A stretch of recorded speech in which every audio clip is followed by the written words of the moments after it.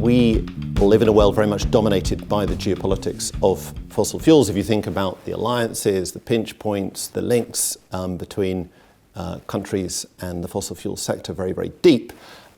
We are now shifting to a world where fossil fuels are being replaced by renewables. We'll end up eventually in a world where the primary energy source is renewables.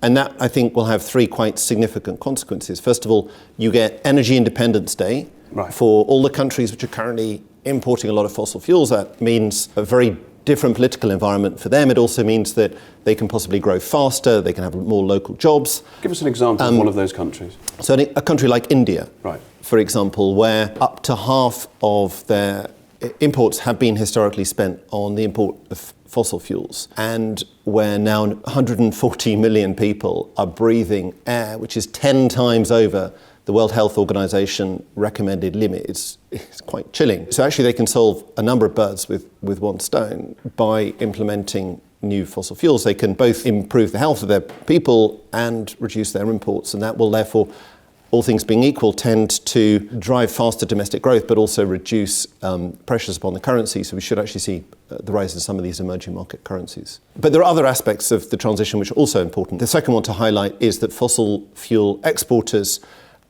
will clearly see a decline in their influence over time.